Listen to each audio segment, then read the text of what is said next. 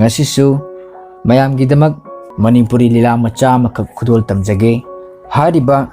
lila macha asi Arambam Samarendra na iba Tirtha Jatra lila macha asi hingliba natraga sikraba kanamatada mari lenajade aduga wari asi The Cultural Forum Manipur na fongkraba Manipuri lila macha haiba lai adudagi mayamgidamak nungaina semjabani lobidasi Itema Kay yang thongdoino Hawai thongki tawri ibungo Atay di yaurudro Alu kangmet amaga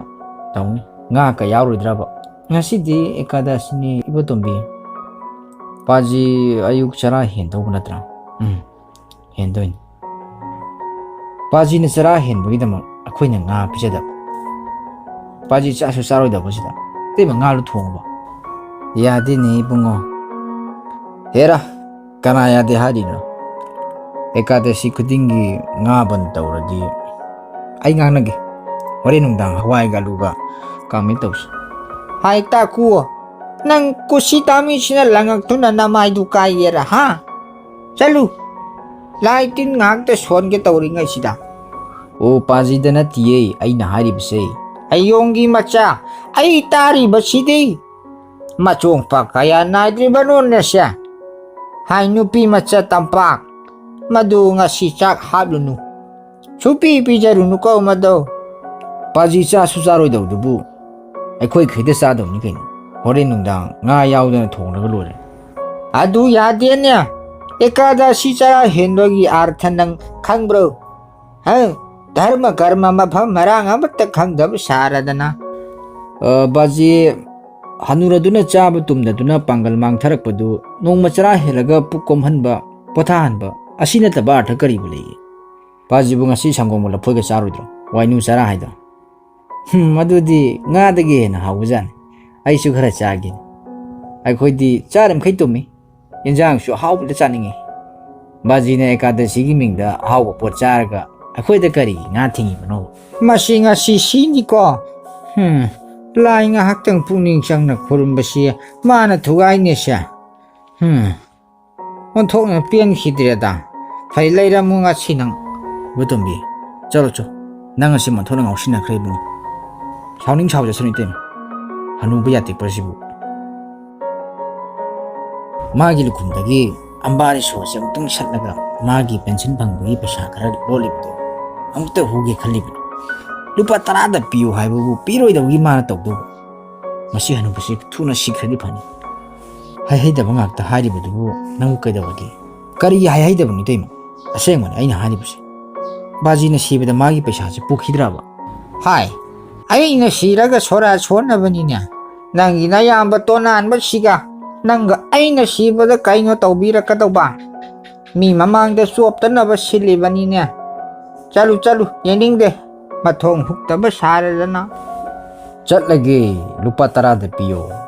Hai Nga si ekadasi niya Upuhang ba yade Ngayamba da piyo hayo niya Kadadagi Akoy tamo na yung paisa pirabadi Ay di sarga karedana O kay natok papok tiye Hai kreda Parikada su hairabadi padaw ni Nupi masa Hida nga thak amata halau Tayma Nang laytro Lupa tarada pugiyaba Ibungo Tayma di layti Narok tagi Nakoy siyon tong na patkidraba mingak to oireba Ay wanda lupa tarapawa piningdaba niya Tayma di laytaba ni ibungo Layagabu nang wanda pidrana Kangni haiba Untok paangang ni dako Songlam sakhidrada Siram daida untok na santi panglo dawrida Hare Krishna Inama Winamo Kay na Hidak hanba sangkri Wa ma haigi tawbo ni baji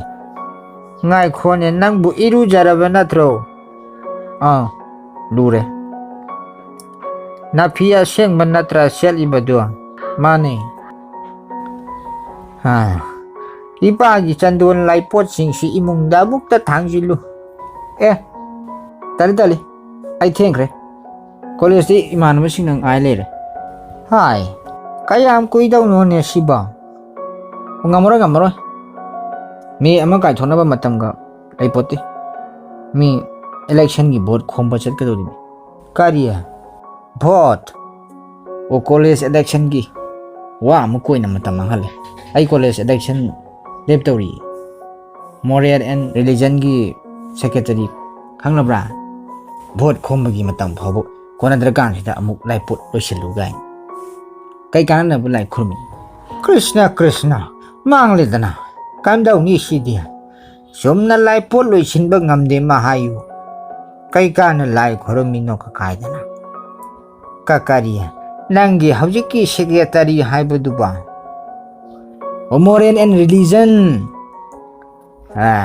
Dharma masak khangda ba? Ishwar bu thawoy da ba nangi karamba dharma gi thabak taw ga dawri ba?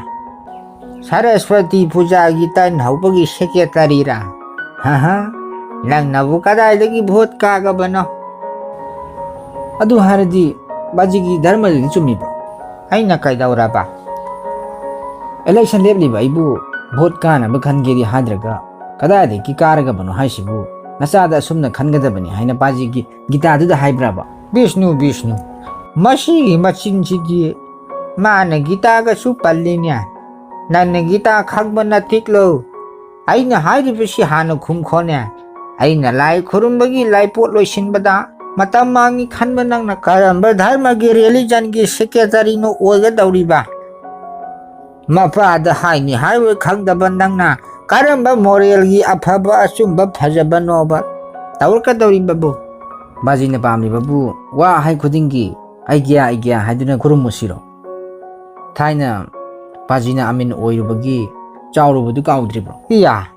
Masi yengun hai. Kaya dano sa. Chawning bagi wana tianya. Biyabhar gi wani niya. Ay na amin oiring ay da. Chawbudu di matam gini niya. aina harisu matam gini wa ka bina baji na hauraga ai wonda tai na ribisi kai ai thengkhre baji ga khanaba matam leite hoina ma ina mau Onthokpa nida. Onthokpa biyabhar nida. Ay na jiri bamda chahi banga taruk tang layro basida. Angang makai soirabra. Thabak to dai imphal da sur layjaram labadi khara su phagadaw nida. He paisa. Nang dabu yeng luba. Isa singamat da yeng silaw tadana. Onthokpa haibudu oireda. baji lupa tara haidu pira rodro Karigi lupa tara no. Laite hai kramak tada. tunun bigi vote lem na paisa di baji ne pidawri aina lupa tara kha haibda piningre bisi kari no baji Iya. Kaya da machin thi kraba. Tondon bi ke bhol lepagi paisa aina kadai dagi pidawri ba. Haujik ta khana dun sat khriba mana. Ayondagi karam na paisa lagu dawri ba. o launi haibani lupa changwa launi haibani baji ne pidaba ngamgadro Lupa chawa. Na khoi mayam changduna aigi sel sien thok piri bani ne ha. Kaya da nga kraba isa singona sya. Laite magi lupa chawa di hairunu. Makhurai thude kani hayu. baji ne pidraga baji ne sopchaba haisingaidina Iya. Aina kaidawna sop tawri ba. Paisa leita duna mana vote kajadraga. Aina karigi sop luni. Mana bu secretary oiba matiklo. madi hawjik namdana vote kagadawri baji na hayeng awaba tajani haibi banida Mana vote karaga aina kaidawna wadawri ba. Taning daba wa nganga no ibo tombi. ngai khone baji vote lepada lupa lising ama hen sangani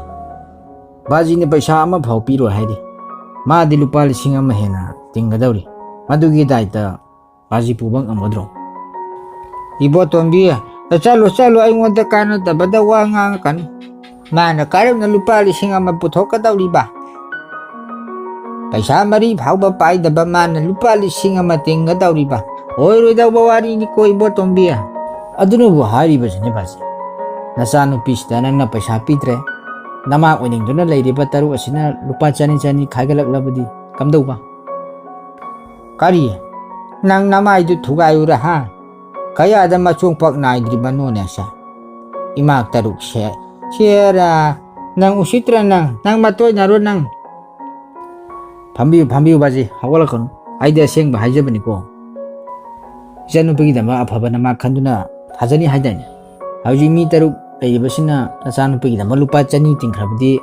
ꯃꯈꯣꯏꯗꯤ ꯍꯌꯦꯡ vote ꯀꯥꯔꯒ ꯚꯥꯀꯤ ꯁꯤꯀꯤ ꯆꯞ ꯃꯥꯟꯅꯅ ꯂꯥꯈꯠꯂꯛꯂꯕꯗꯤ ꯅꯪꯅ ꯅꯃꯥ ꯑꯐꯕ ꯈꯟꯕ ꯉꯝꯈꯤꯗ꯭ꯔꯣ ꯑꯗꯨꯅꯕꯨ ꯕꯥꯖꯤꯅ ꯆꯣꯞꯀꯅꯤ ꯋꯥꯈꯟ ꯇꯥꯖꯧ ꯍꯥꯏꯕꯤꯕꯩ ꯋꯥꯅꯤ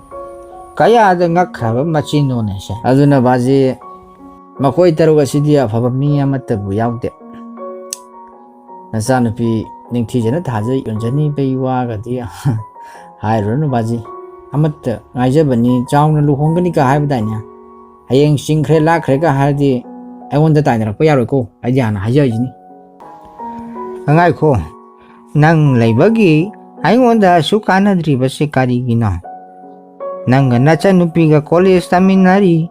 ꯅꯪꯅ ꯃꯥꯕꯨ ꯉꯥꯛ ꯁꯦꯟꯗꯨꯅ ꯐꯠꯇꯕ ꯊꯧꯗꯣꯛ ꯊꯣꯛꯇꯅꯕ ꯍꯣꯠꯅꯐꯝ ꯊꯣꯛꯄ ꯅꯠꯇ꯭ꯔꯥꯏꯕ ꯅꯈꯣꯏ ꯑꯁꯤꯅ ꯑꯁꯨꯛ ꯌꯥꯝꯅ ꯐꯠꯇ꯭ꯔꯤꯕꯁꯤꯕꯨ ꯀꯔꯤꯒꯤꯅꯣ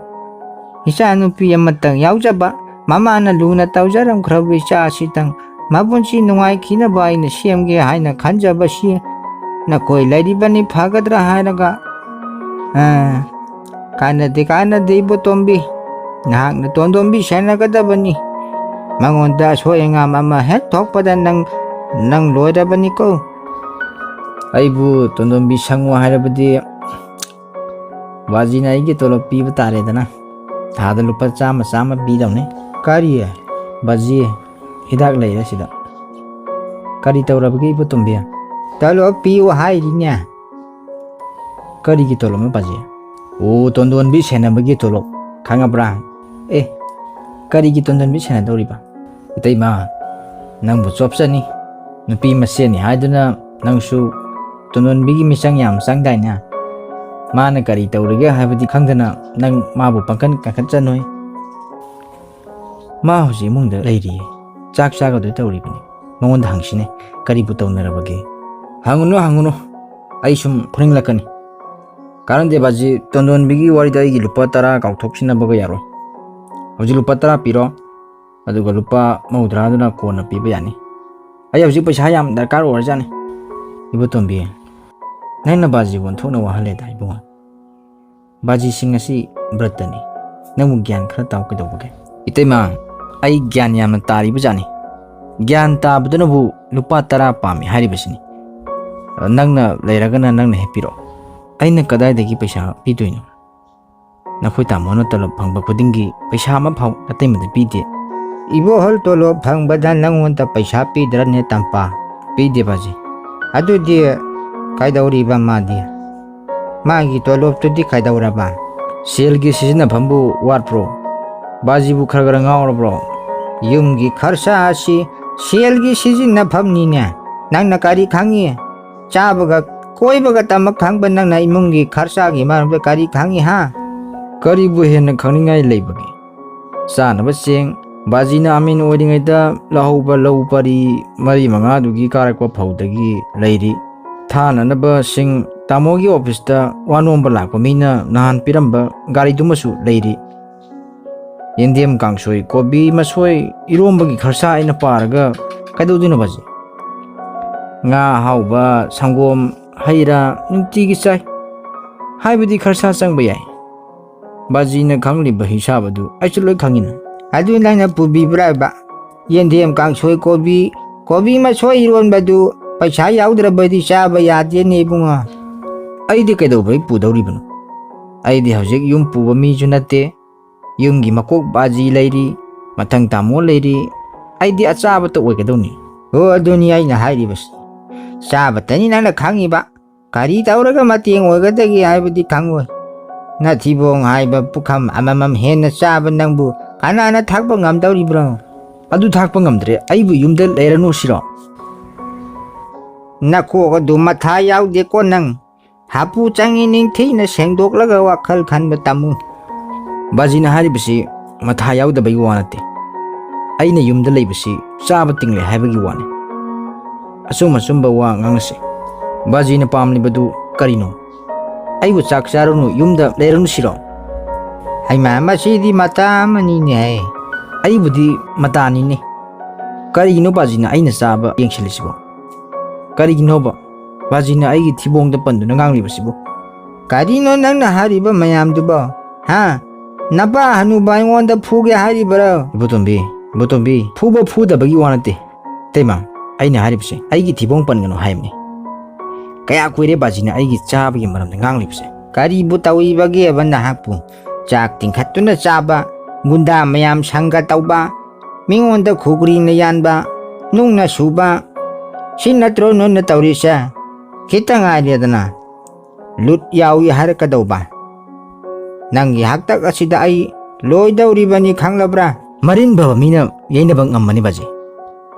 ai su marin baba mini mikiti na tekhau baji khoi tamu khoi gi masagi ojabata khanba lawjnam pujnam humu khare khanglabra na khoi gumba mayam asi loithok le haraga anouba samas ama semdori bani khanglabra babare ba hoi bungo revolution nang mangai de he sama semba laibak pu bahai bisi minai oidawri ne di khangdardana kanagi minai oidino kanagi minai noba ona bungo singi khitang ai de dana khanglakadauba ipa leiringai iyamba leiringai sida isage phibam semhauge aibadi khande khara tawre khanaba hau khara tawre hengang khat khara tawre lan khara tawre nongmai kanade ayuk asida na ngahak ta pothaba phangde nakhoi sibu ichani haino poglubasi ipa pamni hai paisa habdu piro baji leite haire dana ibotombia nayambada piyu hayu haire maktada tampa ibo albu kadai chakribano kari tawrebe baji ai thaba ma chalui ya nangbu talab thangba tampak ta paisa kari mata pi de hari basina kamai tawriba paisa bu piduna ta leigadro darkar gi matung ile piningai leita duna pidribani kaidau bagi piningai leitriba kadai chat khaba adu khanglaga ai award padu baji happy kero baji digi khara piu haibadi yaroine tampa chak lora bro tare dana lupa taradu baji ne piro hairi basini ibo tombia nang bulupa tara silaudrabadi yadra magjala yadadana tawribani haiwani baji yaradabu aina baji da haikidro nang bu nayambada amuktadi hangduda yengu kaidau bagya itai ma pawda paisa pi daba tamona aingwada paisa pi gadro spra piro kaidau rabage kari muk tawna rabage o paisa piyo ye lupa tara piyo ye ai gidi laite nang pige ga khara piko kaidau dawriba lupa tarana ha ibotombe kaidau dawribano cinema yengnaba duri jananaba natro karigino nakhoi gumbo office sukadaba thabak su tawdaba kangbuna paisa darkar oribabo naya amna paisa darkar oribasi nang khanglabro nakhoi asigum kangbusina marak tamaya da paisa gi khoidau yam sawat alibasi karigino chalo haino sipiroi majirun sipiroi sak cha thoktuna college chalo khara taino ibungo ngasai dagi ni aingonda nairi base nang lairaga khara phai phubu phoram dawrabani ma nai bungasi chalo ibotombi baji ge wari khara sage chalo baji atai di laira dana aigi scooter lokthokna ba haina ngasi permission pirakle aigi lejaramba paisa apumba hana advance thibda yaukre mingondagi khara su purure baji dagi paisa khariktang bu bugene lokthokna ba paisa konadre ha nang amungon sila enya aingonda bu paisa leibranya kaidau bagi scooter lokdauri bano eka gari tongli batu kaidau raba eka gari ga scooter ga khenai ne baji thabak athu akai nangba chathok chasin nuaiba adugi mithakta eka gari dagi scooter na le midana eka gari di lupa chani chahumni scooter na lupa lising ahungi mathakni se leitaba mina panglei leiba ngambajan natida leirabasu kota phangdrabadi leiba phangmo nati baji adu sel laitaba nang nakari gi launing uri bano ba eka gari na chen ba ꯈꯣꯡꯖꯦꯜꯗꯒꯤ ꯍꯦꯟꯅ ꯌꯥꯡꯕ ꯅꯪꯒꯤ ꯊꯕꯛꯀꯤ ꯗꯔꯀꯥꯔ ꯀꯔꯤꯁꯨ ꯂꯩꯇꯦ ꯅꯪꯒꯤꯁꯤ ꯗꯔꯀꯥꯔ ꯂꯩꯇꯅ ꯒꯞ ꯁꯞ ꯇꯧꯕꯅꯤ 바지 matam haibasi lukraba wafamni matamgi chanabi khara khangba tai chaukhotpagi nungaiba saruk khara lawfam thoktabrane baji ꯌꯨꯝꯗꯅ ꯆꯥꯗꯕ ꯃꯄꯥꯟꯗ ꯒꯞ ꯁꯞ ꯇꯧꯕ ꯁꯤꯔꯣ ꯅꯪꯒꯤ ꯆꯥꯎꯈꯠꯄꯁꯤꯕꯣ ꯆꯥꯅꯤꯡꯉꯥꯏ ꯂꯩꯇꯅ ꯆꯥꯎꯈꯠꯄ ꯌꯥꯔꯣꯏ ꯅꯪꯒꯤ ꯋꯥꯗꯨ ꯑꯩ ꯇꯥꯅꯤꯡꯗꯦꯀꯣ baji khoigi thainagi uphul marakta khongna chenba duga hojiki matam changdana chathok chasin asigadi khenare ne baji kari wano ne ꯈꯦꯠꯅꯩ ꯑꯩꯁꯨ ꯈꯪꯉꯤ ꯆꯥꯕ ꯋꯥꯠꯇꯅ ꯈꯣꯡꯅ ꯆꯠꯆꯒꯦ ꯏꯕꯨꯡꯉꯣ ꯆꯔꯥ ꯍꯦꯜꯂꯒ ꯅꯪꯒꯤ ꯒꯥꯔꯤ ꯊꯧꯗꯧ ꯁꯔꯨꯛ kaino ne baji anangba mina gari leiba ngami haibro ꯅꯪꯅ ꯂꯩꯗꯧꯔꯤꯕꯗꯨꯗꯤ ꯅꯪꯕꯨ ꯏꯅꯥꯛ ꯈꯨꯟꯕ꯭ꯔꯣ ꯅꯥꯔꯜ ꯂꯩꯇꯅ ꯅꯪꯅ ꯏꯅꯥꯛ ꯈꯨꯟꯕ ꯁꯥꯔꯤꯕ ꯀꯔꯤꯒꯤꯅꯣ khudong chaba sidi nanthon giba chumbrane baji adugi su mathakta aigi baji di ina khulina baji gi macha oraga aina imanam singi marakta ekagari asinadi kaiduna tawbani baji baji gi hojik leiri balupal sing mari dudagi lupal sing ani khaktani aina pogya haibadi aina thuna mu taloptagi kaktuna singadawni kaino adugi su mathakta aidi sendoibu pigadawribani ꯑꯩꯅ ꯂꯨꯄꯥ 4,000 ꯈꯛꯇꯪ ꯇꯔꯛ ꯊꯝꯖꯕꯁꯤ ꯅꯈꯣꯏꯅ ꯑꯁꯨꯛ ꯌꯦꯡꯁꯤꯜꯂꯤꯕꯁꯤꯕꯨ ꯀꯔꯤꯒꯤꯅꯣ ꯑꯩꯒꯤ ꯑꯔꯨꯕ ꯊꯕꯛꯇ ꯁꯤꯖꯤꯟꯅꯅꯕꯅꯤꯅꯦ ꯅꯈꯣꯏꯗ ꯄꯥꯡꯅꯕ ꯁꯦꯜ ꯂꯩꯇꯦ बाजीना थामजिल्लिबसी फनदि कुइरे बाजीबु कैदौदोरिनो पैसादुना ꯑꯣ ꯇꯤꯔꯊ ꯆꯠꯅꯕꯅꯤ ꯇꯤꯔꯊ ꯆꯠꯅꯕ ꯅꯈꯣꯏꯒꯨꯝꯕ ꯐꯠꯇꯕ ꯙꯔꯥ ꯅꯂꯥ ꯃꯌꯥꯝ ꯑꯁꯤꯒꯤ ꯄꯥꯞ ꯃꯌꯥꯝꯁꯤꯗꯒꯤ ꯃꯨꯛꯇꯤ ꯐꯪꯅꯕ ꯂꯥꯏ ꯅꯤꯡꯂꯨꯒꯗꯧꯔꯤꯕꯅꯤ ꯈꯪꯂꯕ꯭ꯔꯥ ꯑꯩꯈꯣꯏꯅ ꯇꯧꯕ ꯄꯥꯞꯀꯤꯗꯃꯛꯇꯗꯤ ꯂꯥꯏ ꯅꯤꯡꯕꯤꯔꯨꯅꯨ ꯕꯥꯖꯤ ꯑꯔꯦꯝꯕꯗ ꯁꯦꯜ ꯃꯥꯡꯅꯕꯅꯤ ꯏꯕꯣꯇꯣꯝꯕꯤ ꯅꯪ ꯇꯨꯃꯤꯟ ꯂꯩꯌꯨ ꯅꯪ ꯍꯧꯖꯤꯛ ꯐꯥꯎꯕ ꯆꯠꯇ꯭ꯔꯤꯕ꯭ꯔꯣ ꯆꯠꯂꯣꯅꯦ ꯑꯗꯣ बाजीगी तीर्थजु चलु हौजिक्किदि बृंदावन चननबा मतमजु खरा वाली अइगिदि लुपा 2,000 लेत्रबदि स्कूटर असि लौथोकपा यादबा तारे अइगी हानगी एडवांस अदुसु मांगबा तारे अइ बाजीगी सोयदन सिंजगे लुपा 2,000 दंग बाजीनि पीदबा याद्रे तीर्थ चटपा नंगनबा अइ सोयदन सिंगे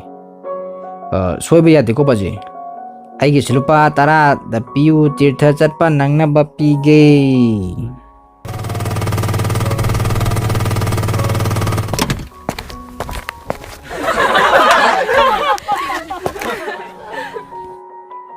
Tampa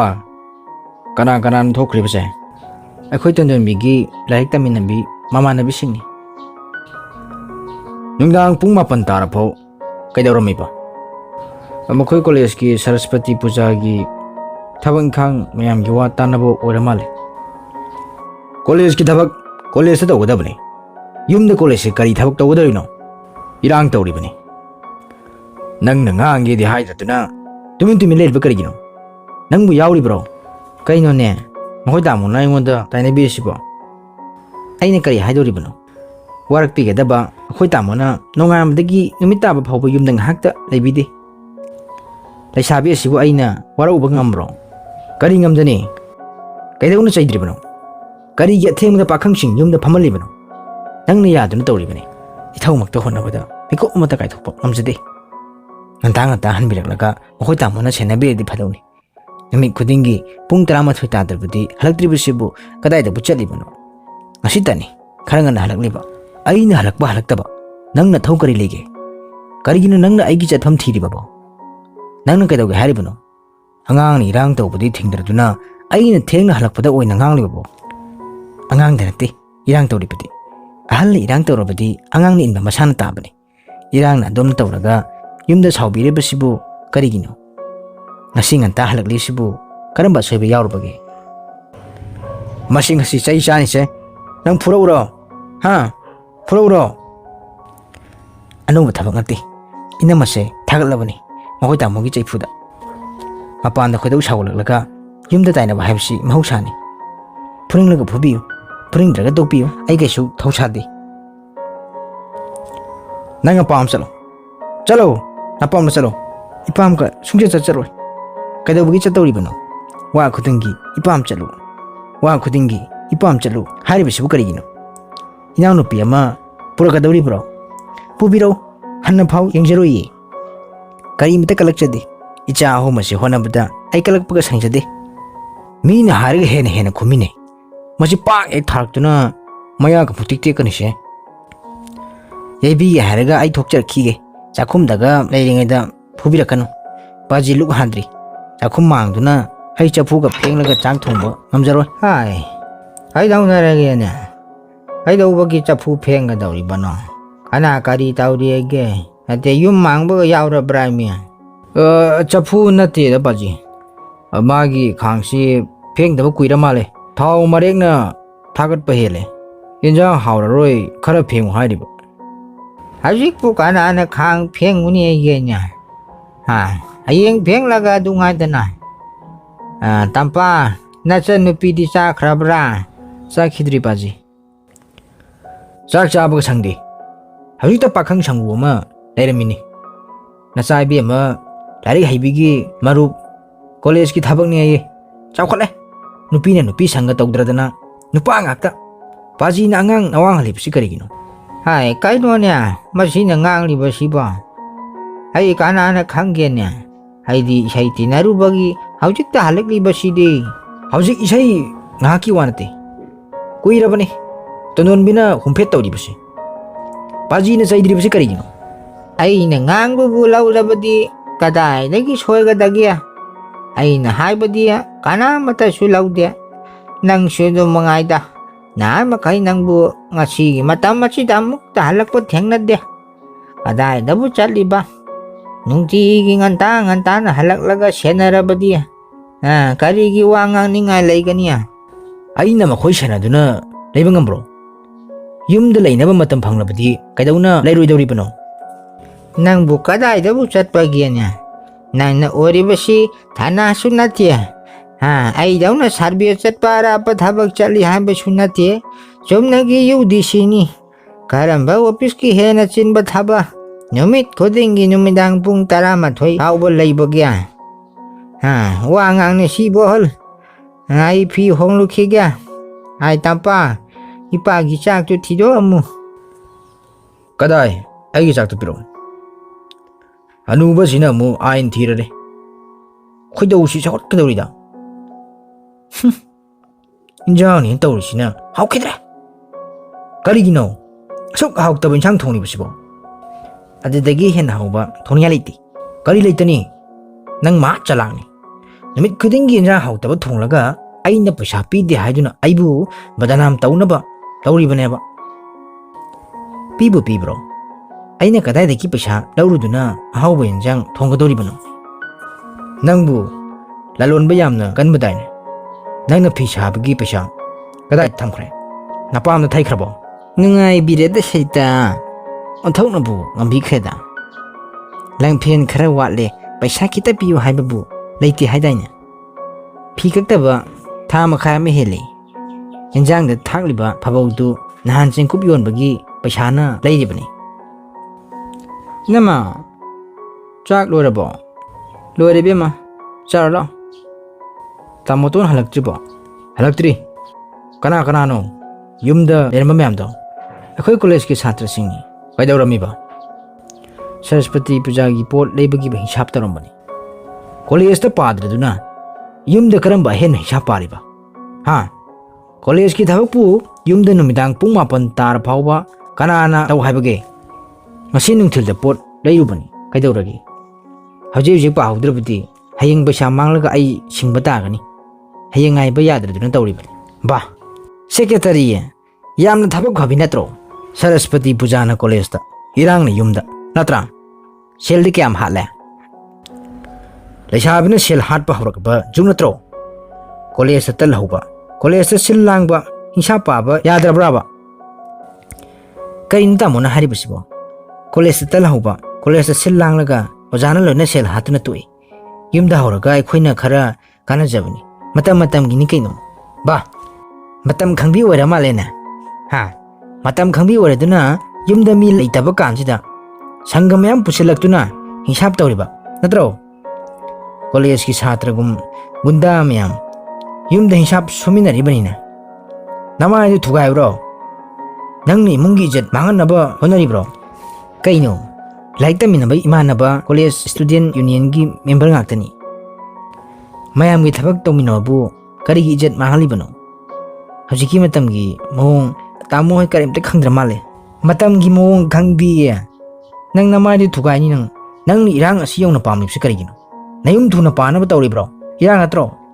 nang phura nang irang tamo halna tawraga hengonda tainariba karigino numi khudingi numidang scooter da cinema yengba puri bedu khangda puningbro aina inamada ngai khiroena tambidraga masin si yengne Karai nupi masa aigi chang na karai nangi paisa na kaidau ngai pi dau ri ban nupa masa na lau khiba lupa lising ani du kaidau ngai pi ge hari ba bajigi tirtha chatbagi matam wali haibadaine kalina chatke haibana tro kalian di yam na wai hai nya haujik ning tham tha loi silakpa sida chal hau na ba tau man phatro haujik tikada degino baji karam tawduna karam aina haujik chatki khalaklibono makhoi haujik Brindaban Haridwar na badip yam na sat na re hai nya ai na isai te narubada makhoi ngang na rakpani karya makhoi gia kangabam bira chandra na bindraban chatpa mayam khomi mahak na hona bini haujik chal hau hai na rak ina Brindaban laloli banine maonda sel khajilaga lekai miyam adu chatpagi wanine baji na hari basa hoi ne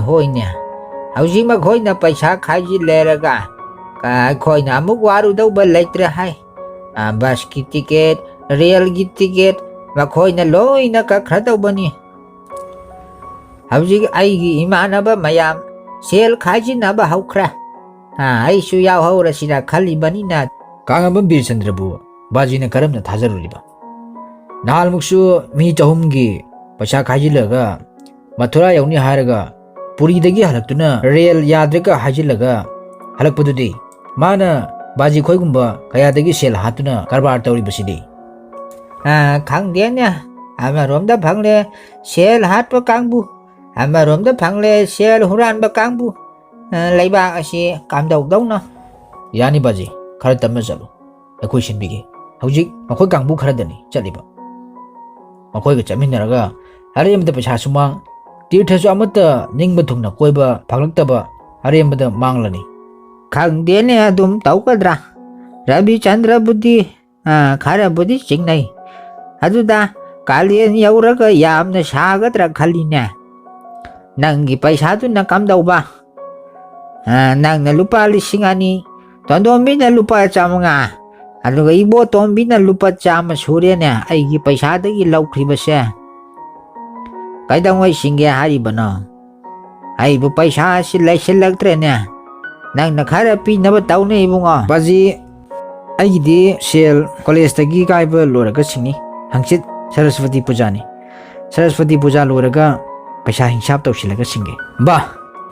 saraswati puja gi sel dagi baji gi sel singdoriba college ki chhatra singi paisa nangna lauraga baji de pidori bani ne college ki paisa oyu oiroi to ai gi lupa chamanga di tondombi na pi daba yadya karino baji na tawri basibo angang singsi baji na loina manghale angang da paisa piba tambidana paisa pamba helleba nupi le chabi mana mi college ki paisa kari har ka dori bano sibu karamba nupi no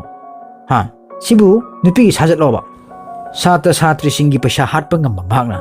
hatpa ngamroi do kana leirige khara lerdi mapa hatke mabung hati hairani mase baji gi dos ne karino nya nang nangang li basiba ai na paisa pi dabdi laira dana nang buyum sida paisa kaya pige hangang sibu karamba matam dan nang na sena ba yaw khrabage ba nate nang na tawri basibu karino nang na pambasi migi midyang da ina khunba saba siro ai na kadai de ina khunba saraba gine baji tawri baduni dana ina khunba machana kharsa tawba dumaina yumda paisa matta busilakte ꯈ꯭ꯋꯥꯏꯗꯒꯤ ꯍꯦꯟꯅ ꯐꯠꯇ꯭ꯔꯤꯕꯗꯤ ꯅꯪꯅꯤꯅꯦ ꯑꯩꯅ ꯊꯥ ꯑꯃꯇꯪ ꯑꯅꯤꯗꯪ ꯄꯩꯁꯥ ꯄꯤꯗꯕꯁꯤꯗ ꯑꯁꯨꯛ ꯌꯥꯝꯅ ꯌꯦꯡꯁꯤꯜꯂꯤꯕꯁꯤ ꯀꯔꯤꯒꯤꯅꯣ ꯕꯥꯖꯤꯅ ꯍꯅꯨꯊꯪꯗ ꯑꯗꯨꯛ ꯌꯥꯝꯅ ꯂꯤꯛꯁꯤꯜꯂꯛꯏꯕꯁꯤꯅ ꯀꯔꯤꯒꯤꯅꯣ ꯈꯔꯗꯪꯁꯨ ꯏꯃꯨꯡꯒꯤ ꯌꯦꯡꯁꯤꯟꯕ ꯌꯥꯏ ꯅꯣꯡꯃ ꯐꯥꯗꯣꯛꯁꯨ ꯕꯥꯖꯤꯁꯨ ꯉꯥ ꯆꯥꯛ ꯆꯔꯥ ꯑꯃꯗꯤ ꯂꯩꯕ ꯌꯥꯏꯅ ꯅꯪ ꯇꯣꯂꯣꯞ ꯆꯥꯕꯅ ꯂꯩꯗꯅ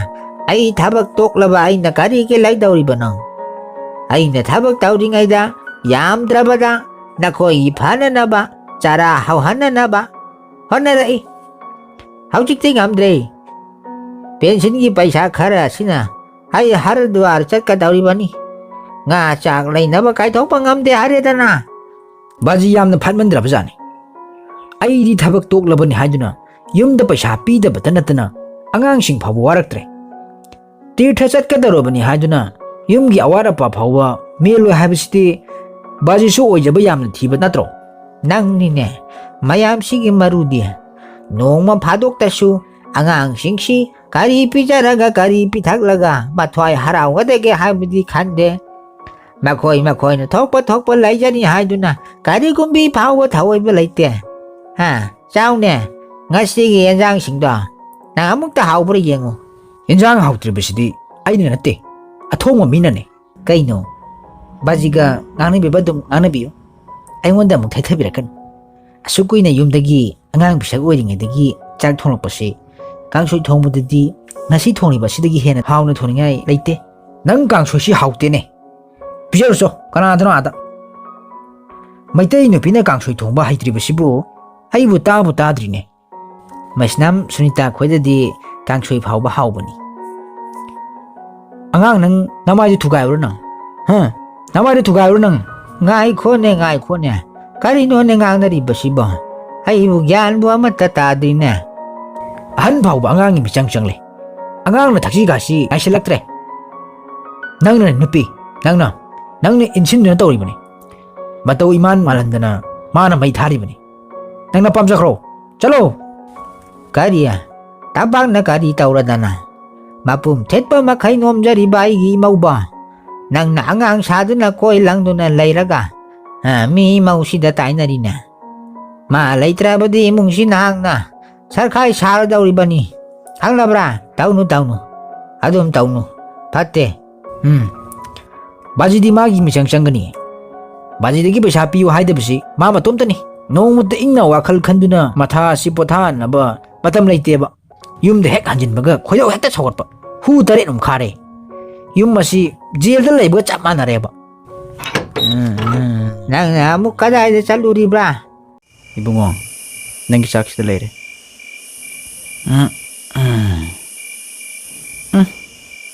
남티크레다 ꯀꯩꯗꯧꯔꯕꯒꯦꯅꯦ ꯅꯪꯕꯣ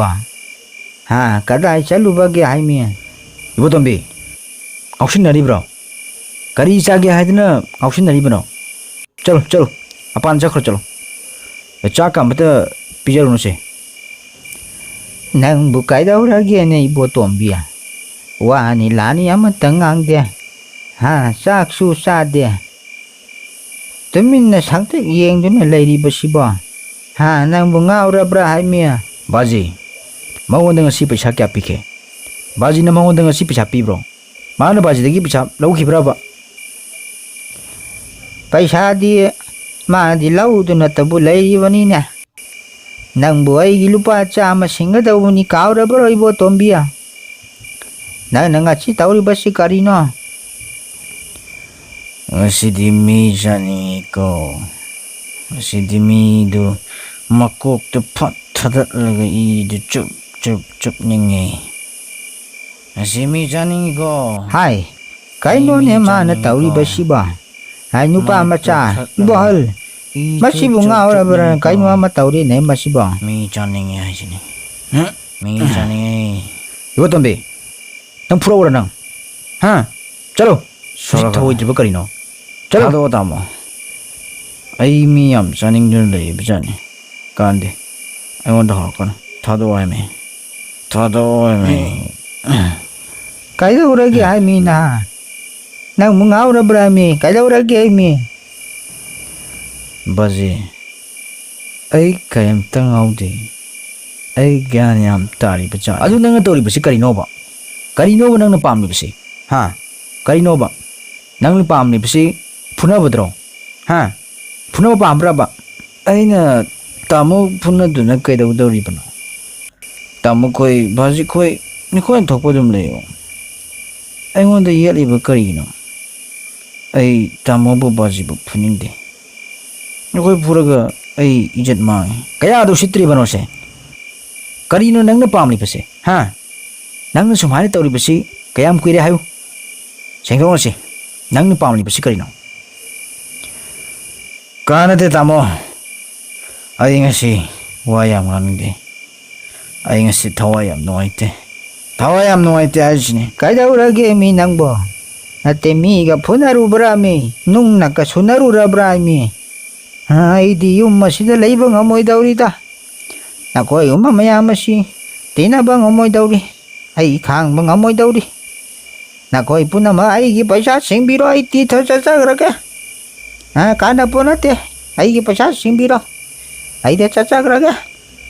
ꯕꯥꯖꯤꯕꯨ ꯄꯩꯁꯥ ꯀꯌꯥ ꯌꯥꯝꯅ ꯄꯥꯝꯕꯒꯦ ꯄꯩꯁꯥ ꯄꯤꯒꯦꯅꯦ ꯂꯥꯛ ꯂꯥꯛꯇ ꯄꯤꯒꯦꯅꯦ ꯄꯩꯁꯥꯗ ꯎꯗꯅ ꯂꯩꯕꯅꯦ ꯕꯥꯖꯤꯗꯤ ꯄꯩꯁꯥ ꯄꯥꯝꯕ ꯕꯥꯖꯤꯒ ꯅꯨꯡꯉꯥꯏꯕ ꯄꯥꯝꯕ ꯇꯥꯃꯣꯒ ꯂꯩꯃꯤꯟꯅꯧ ꯑꯩꯗꯤ ꯆꯠꯆꯈ꯭ꯔꯒꯦ ꯅꯈꯣꯏꯒꯤ ꯍꯥꯕꯤ ꯖꯥꯕꯤ ꯑꯁꯤ ꯑꯩ ꯍꯩꯅꯗꯦ ꯁꯤꯒꯨꯝꯕ ꯏꯃꯨꯡ ꯑꯁꯤꯗ ꯂꯩꯗꯧ ꯁꯔꯨꯛ ꯑꯩꯗ ꯃꯥꯡꯖꯈ꯭ꯔꯒꯦ ꯂꯩꯍꯧꯔꯣ ꯂꯩꯍꯧꯔꯣ ꯅꯨꯡꯉꯥꯏꯍꯧꯔꯣ ꯑꯩ ꯆꯠꯂꯦ ꯊꯣꯡ ꯊꯣꯡ ꯄꯨꯂꯤꯁꯅꯤ ꯊꯣꯡ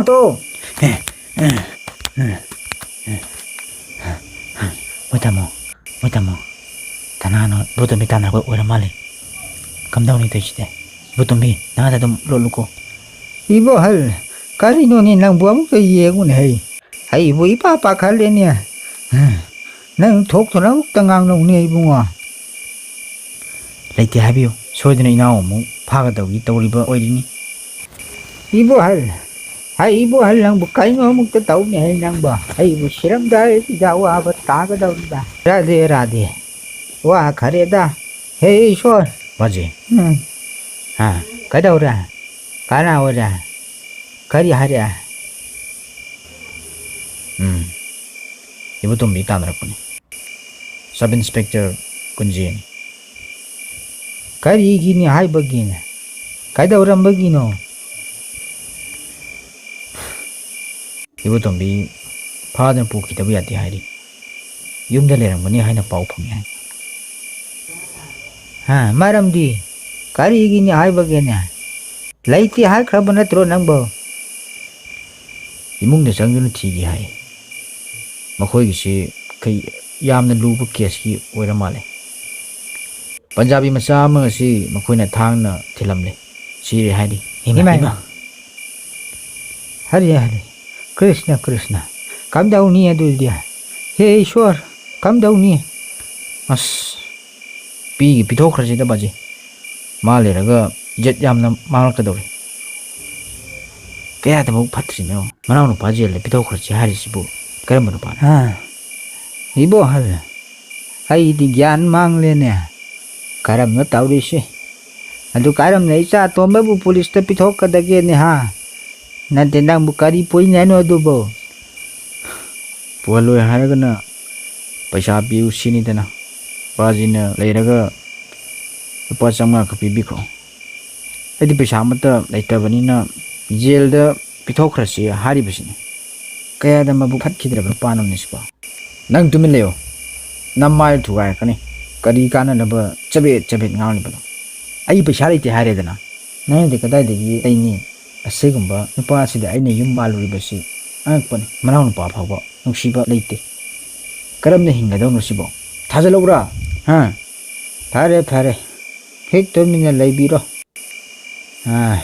हरि कृष्ण हाय तंपा इपागी पाक्षी अदु अमुक्त लौरु चलो वाखरिदको ईश्वर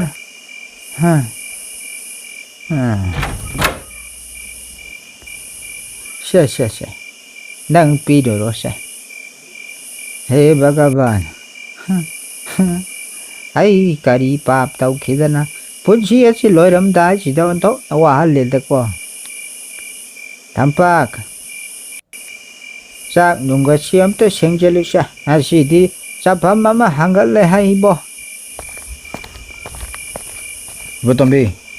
ꯏꯕꯣꯇꯣꯝꯕꯤ ꯊꯣꯔꯛꯑꯣ ꯂꯥꯎ ꯄꯨꯂꯤꯁ ꯆꯠꯈ꯭ꯔꯦ ꯕꯥꯁꯤꯗ ꯈꯨꯔꯨꯝꯃꯣ ꯅꯪ ꯉꯁꯤ ꯅꯊꯋꯥꯏꯗꯨ ꯀꯟꯕꯤꯔꯕꯅꯤ ꯈꯪꯉꯕ꯭ꯔꯥ ꯐꯔꯦ ꯐꯔꯦ ꯅꯛꯁꯤꯜꯂꯛꯀꯅꯨ ꯏꯄꯥ ꯑꯣꯛꯂꯦ ꯂꯤꯁꯤꯡ ꯃꯔꯤꯗꯒꯤ ꯂꯨꯄꯥ 2,400 ꯍꯥꯟꯅ ꯂꯧꯊꯣꯛꯈ꯭ꯔꯕ ꯂꯩꯍꯧꯕ ꯂꯨꯄꯥ 1,100ꯗꯒꯤ ꯍꯧꯖꯤꯛ 900 ꯑꯃꯨꯛ ꯆꯠꯈ꯭ꯔꯕ ꯂꯨꯄꯥ 900 ꯊꯥ ꯑꯃꯗ 3,100 ꯂꯣꯏꯁꯤꯟꯈ꯭ꯔꯕ ꯅꯨꯡꯉꯥꯏ ꯍꯦ ꯄꯩꯁꯥ ꯍꯔꯤꯗ꯭ꯋꯥꯔ ꯕ꯭ꯔꯤꯟꯗꯥꯕꯟ ꯃꯊꯨꯔꯥ ꯑꯩꯒꯤ ꯏꯆꯥ 3ꯗ ꯄꯣꯛꯄꯗ ꯂꯩꯈꯤꯗ꯭ꯔꯕ ꯏꯄꯥ ꯏꯄꯨ ꯁꯥꯒꯩ ꯂꯣꯏꯅ ꯃꯨꯛꯇꯤ ꯐꯪꯒꯗꯧꯔꯤ ꯀꯔꯝ ꯇꯧꯗꯨꯅ ꯃꯤ ꯊꯥꯡ ꯊꯤꯟꯅꯕ ꯑꯃꯨꯛ ꯌꯥꯎꯔꯨꯔꯤꯕ ꯅꯪꯕꯣ ꯀꯔꯝ ꯍꯥꯏꯅ ꯁꯨꯃꯥꯏꯅ ꯊꯣꯛꯂꯤꯕꯅꯣ ꯍꯥꯏꯕꯅꯤ ꯐꯔꯦ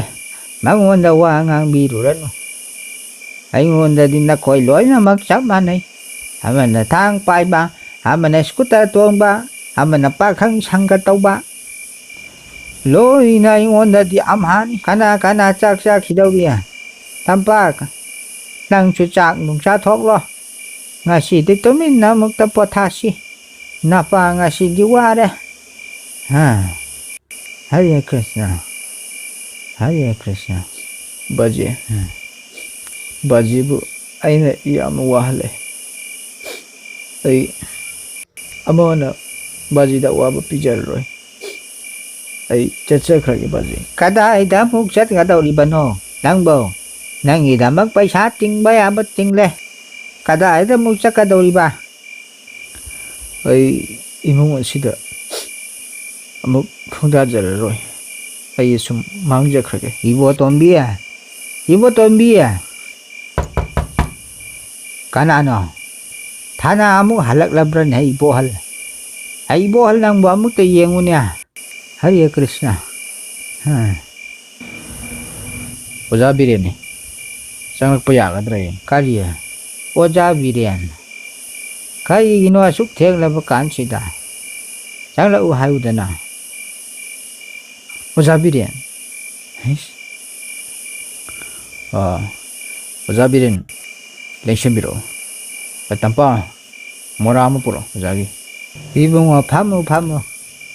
ꯀꯔꯤꯒꯤꯅꯣ ꯑꯣꯖꯥꯅ ꯑꯁꯨꯛ ꯊꯦꯡꯂꯕ ꯀꯥꯟꯁꯤꯗ ꯈꯨꯔꯥꯏ ꯏꯕꯨꯡꯉꯣ ꯑꯩꯕꯨ ꯋꯥꯔꯧꯕꯤꯒꯅꯨ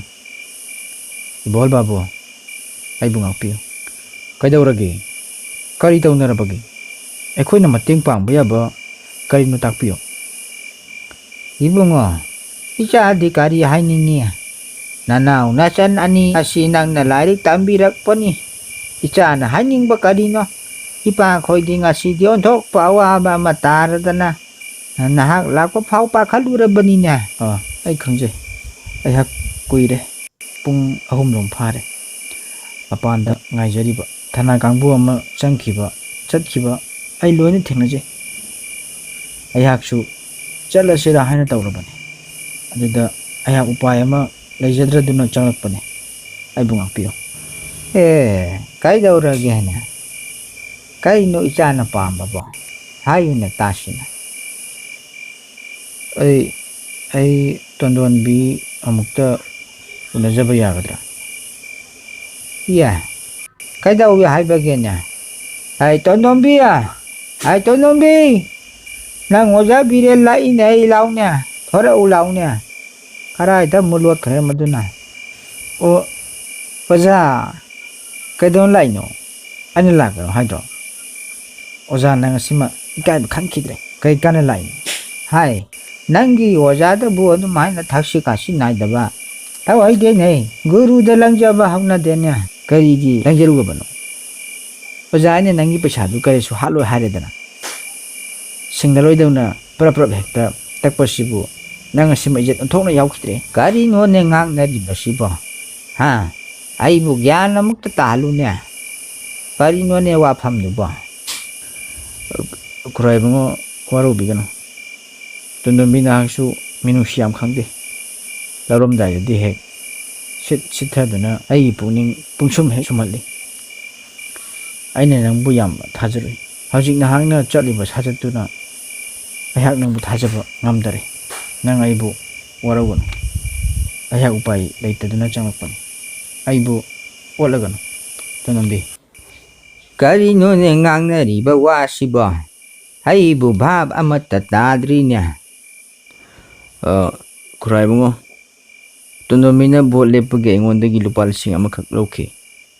ꯂꯨꯄꯥ 100 ꯑꯃꯗꯤ ꯑꯩꯒꯤꯅꯤ 900 ꯑꯃꯗꯤ ꯑꯩꯈꯣই ꯏꯃꯥꯗ ꯃꯈꯣꯏꯒꯤ ꯃꯔꯨꯞꯀꯤ ꯁꯦꯜ ꯈꯥꯖꯤꯟꯅꯕꯒꯤ ꯄꯩꯁꯥꯅꯤ 900 ꯑꯗꯨꯗꯤ ꯄꯤꯈꯤꯗꯕ ꯌꯥꯗ꯭ꯔꯦ ꯍꯌꯦꯡꯃꯛ ꯄꯤꯈꯤꯗ꯭ꯔꯕꯗꯤ ꯋꯥ ꯊꯣꯛꯅꯕ ꯇꯥꯔꯦ ꯑꯩꯍꯥꯛ ꯎꯄꯥꯏ ꯑꯃ ꯂꯩꯇꯗꯨꯅ ꯇꯧꯕꯅꯤ ꯇꯣꯟꯗꯣꯟꯕꯤ ꯅꯪ ꯑꯩꯕꯨ ꯋꯥꯔꯧꯒꯅꯨ ꯑꯊꯨꯕꯒꯤꯅꯤ ꯍꯥꯏꯗꯨꯅ ꯄꯨꯔꯕꯅꯤ ꯑꯩ ꯎꯄꯥꯏ ꯂꯩꯇ꯭ꯔꯦ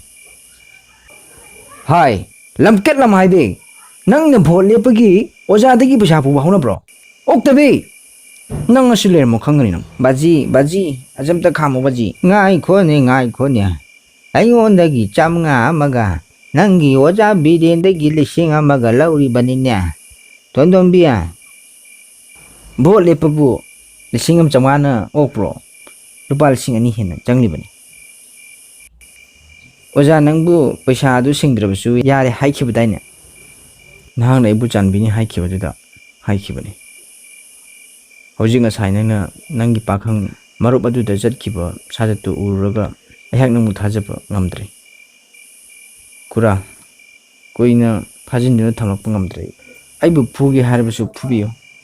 ꯑꯩꯍꯥꯛ ꯏꯀꯥꯏ ꯑꯩꯀꯤ ꯍꯨꯟꯗꯣꯛꯇꯨꯅ ꯆꯪꯖꯔꯤꯕꯁꯤꯅꯤ ꯇꯣꯟꯗꯣꯟꯕꯤꯅ ꯆꯠꯂꯤꯕ ꯁꯥꯖꯠ ꯑꯁꯤꯗ ꯑꯩ ꯃꯥꯕꯨ ꯑꯃꯨꯛ ꯍꯟꯅ ꯊꯥꯖꯕ ꯉꯝꯗ꯭ꯔꯦ ꯑꯗꯨꯒꯤꯁꯨ ꯃꯊꯛꯇ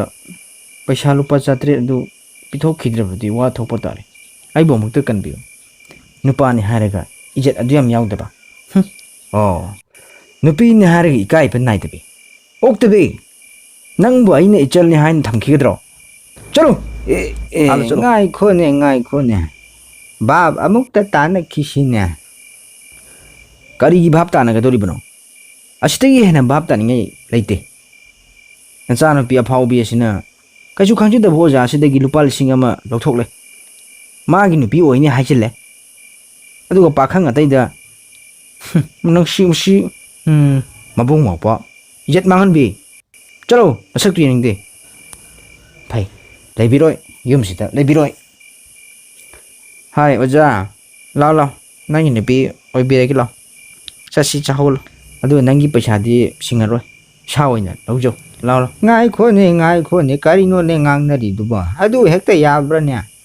ꯂꯩꯀꯥꯏ ꯈꯪꯅꯔꯛꯇꯨꯅ ꯋꯥ ꯊꯣꯛꯅꯕ ꯇꯥꯔꯦꯅꯦ ꯍꯦ ꯏꯁꯣꯔ ꯑꯩꯒꯤ ꯄꯨꯟꯁꯤ ꯑꯁꯤ ꯑꯣꯟꯊꯣꯛꯄꯅꯤꯗ ꯏꯕꯨꯡꯉꯣ ꯑꯣꯖꯥ ꯅꯪꯒꯤ ꯄꯩꯁꯥꯅ ꯀꯌా ꯍꯥꯏꯕ ꯈꯨꯔꯥꯏꯕꯨꯡꯉꯣ ꯂꯨꯄꯥ 1,000ꯅꯤ ꯂꯨꯄꯥ 900 ꯑꯃꯅ ꯏꯃꯥꯈꯣꯏꯒꯤ ꯃꯔꯨꯞꯀꯤ ꯁꯦꯜꯅꯤ 100 ꯑꯃꯅ ꯑꯩꯒꯤꯅꯤ ꯐꯔꯦ ꯌꯨꯝ ꯑꯁꯤꯗ ꯊꯣꯛꯂꯤꯕ ꯊꯧꯗꯣꯛ ꯑꯁꯤ ꯂꯩꯀꯥꯏ ꯈꯪꯍꯟꯗꯨꯅ ꯋꯥ ꯂꯥꯎꯗꯨꯅ ꯑꯩꯍꯥꯛꯄꯨ ꯁꯤꯔꯝꯗꯥꯏꯁꯤꯗ ꯏꯀꯥꯏꯕ ꯅꯪꯂꯨꯕ ꯍꯧꯅꯗ꯭ꯔꯦ ꯁꯦ ꯅꯪꯒꯤ 900 ꯑꯃꯗꯤ ꯏꯄꯥ ꯄꯤꯔꯒꯦ 100 ꯑꯃꯗꯤ ꯅꯍꯥꯛꯅ ꯑꯣꯖꯥ ꯑꯣꯏꯔꯒ ꯏꯆꯥꯅꯨꯄꯤ ꯁꯥꯇ꯭ꯔꯤ ꯑꯁꯤꯒ ꯈꯪꯅ ꯆꯥꯟꯅꯔꯨꯕꯒꯤ ꯃꯃꯜ ꯑꯣꯏꯔꯣ ꯃꯅꯥ ꯃꯅꯤꯜ ꯅꯥꯏꯔꯅꯨ ꯁꯦ ꯂꯨꯄꯥ 900 ꯁꯤ ꯂꯧꯔꯣ ꯆꯠꯂꯣ ꯑꯁꯤ ꯌꯧꯅ ꯃꯣꯠꯂꯕ ꯇꯨꯀꯠꯆꯈ꯭ꯔꯕ ꯌꯨꯝ ꯑꯁꯤꯗ ꯂꯩꯗꯨꯅ ꯑꯩꯍꯥꯛ ꯁꯣꯏꯔꯕꯅꯤ ꯂꯩꯍꯧꯔꯣ ꯃꯤꯍꯥꯠꯄ ꯑꯃꯒ ꯑꯣꯛꯇꯕꯤ ꯑꯃꯒ ꯆꯀ꯭ꯔꯤ ꯑꯃꯒ ꯕꯥꯖꯤꯒ ꯂꯩꯃꯤꯟꯅꯍꯧꯔꯣ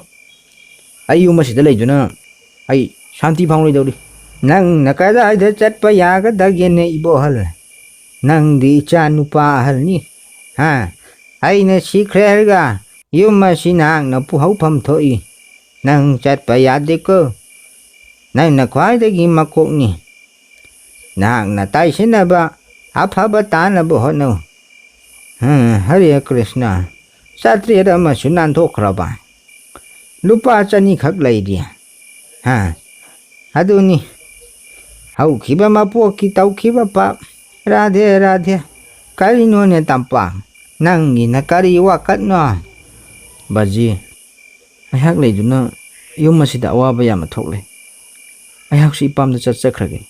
baji gi sebadi maisnam Sunita Devi na tawhan biro aibu thin biro baji Karinonya nang na hari basiba tampak Ai bubhab amata tadrenya baji na khars tawdri basi mangonda da mangare aduna chalak tawri bane chalaki na chade baji ai paisa pamjade inaw no pi tasengna ma leirabani na ai leirubagi karsu kanadre baji nahan makai masak khangdringai dadi phagi oiraboy ningi hojikti phagi na lamdre ai hak namu mayam da awaba pi do saru ai ipam da angang ahum se puraga chachakhrage baji Nanggumba imau Thengnadri hai Nang tani Aigi imau Atopa amuk thiba yade ko Ibo hal Nanggi lupa lising ani adu Singlaklaganu Yara aduga tambaki mathwai nungai handabati yade ko Nang adugumba wakal ngasi lagi thado Se Phare ibema Lupa chani si nanggini Se nahak masilaw sila se nate baji ai hak paisa pamjade baji Sene Lausilunya Nanggi sidi ipana yana piba paisani niya Yamdi yamdre Se Bas Pumkokok liya na Set hek nali Yare ko Nakoy Loy na makining batung le ko Nakoy gidamak Hayak na layjaba paisa Tingla Imong mahilang data basila Ngasi naroy bani Tungdadi bajida amuk hayak laganu Nakoy na Gyan na wakal tawduna Yung masi Mana manil naida na puhawra Hawjikti aisyo Isagi nungay na ba amuk Yeng daba yadra Tampak Ay gipiron du sudok samto Ay hayeng mak tirtha jatra Tau khida ba yadra Ay tirtha chal lagya Baji karamna tirtha chatkadoriba paisadi loina loithokle baji na karamna tirtha chatkani baji Ngasi gi phiba masida Ay hak yung sida koina layba yadra Ay hayeng mak tirtha chattaba yadra Ay na nakoy da taktaba nida Ay lupa lising Maria masilayri Nakoy ka na matakang handa na Lau yan na bagi sel sabada kakil haubani Lising Maria mandia Nakoy na lau thok pira To pa lising Maria si madi Ay ithan taloy sanjaru raga Hare Krishna